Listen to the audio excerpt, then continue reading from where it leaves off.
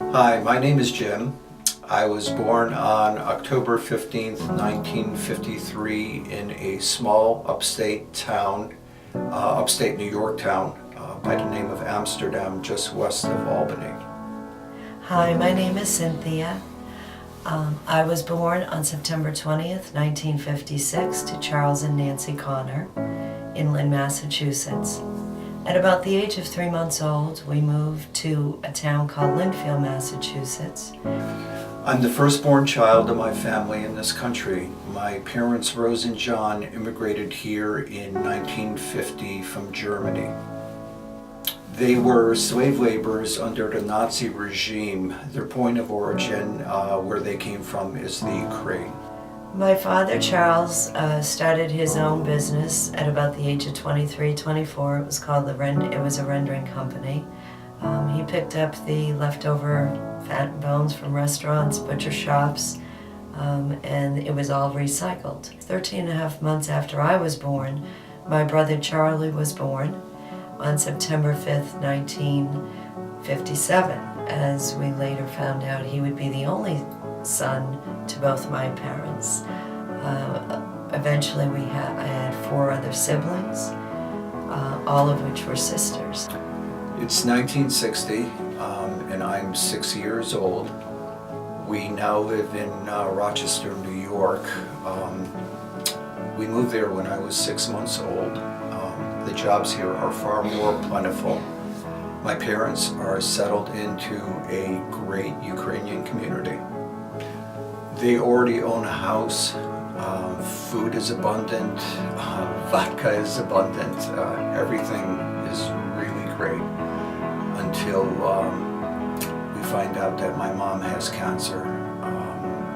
That was in February of that year. She passes away 4 days after her 39th birthday on May 9th, 1960. My father is totally devastated. A key historical fact that happens in 1960 is John F. Kennedy is elected our 35th president, and he is the youngest elected president in the history of the country. I attended a parochial school, grammar school, and I'll never forget a November day in 1963 when the nuns at my school were crying and we watched the television for a little bit.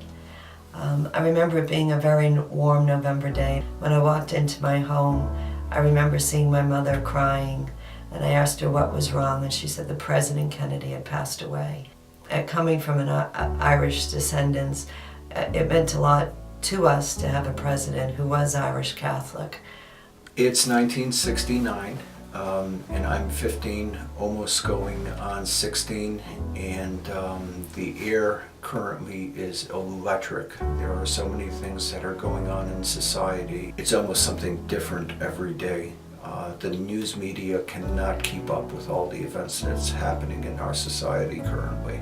I was about 13, and during that spring break from middle school, we went to Ireland as a family, and we landed in Dublin, and we all jumped into a Volkswagen minibus. I noticed when we went to visit friends in Northern Ireland as well as throughout Ireland, and again this was about 4 or 5 years after the assassination of John F. Kennedy, there in the homes there would be a picture of Jesus Christ and of John F. Kennedy on the same wall.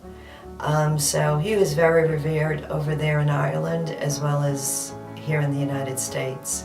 It's 1971. I'm 18 years old, freshly minted high school graduate studying graphic design at RIT. The Vietnam War is winding down finally, and I'm really pleased about that because I drew number 53 in the draft lottery, which during the height of the war would have earned me a all expense paid trip to Southeast Asia. In 1974, I graduated from Lynnfield High School, was accepted to Marymount College in Terrytown, New York. It was an all-women's Catholic college. I majored in art along with marketing and business. It's 1976 and I'm 23 years old. I'm working for a design studio in downtown Rochester. Their largest client is the Xerox Corporation, and I'm getting involved very directly with a lot of the design people there. When I graduated, the last year, my senior year, I had a part-time job at a company called Technicon, and I actually worked in their library, as well as picking up and replenishing glassware in the labs. When I graduated, they told me about an internal art department that they had, a design department, and that I should apply and go over and talk to them. When I interviewed at Technicon, what they found very good was that I had done some internships, 2 internships while I was in college, as well as I was familiar with the company. And they hired me right on the spot, and I had a job the day I walked out of college. It's 1978 and I'm 25 years old. At this point in my career, I decide to move to New York City because a lot of people are encouraging me to take my talents there. It's a far more fertile place for graphic design. In the fall of that year, I moved to Hoboken, New Jersey, which is right across the river from New York City. Within 2 weeks, I start working for American Airlines as a associate graphic designer.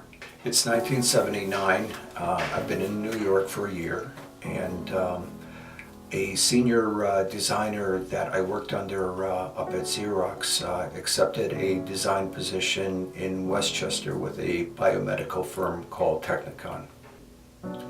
I decided to accept the position because I really enjoyed working under this individual, and it effectively made me a senior designer.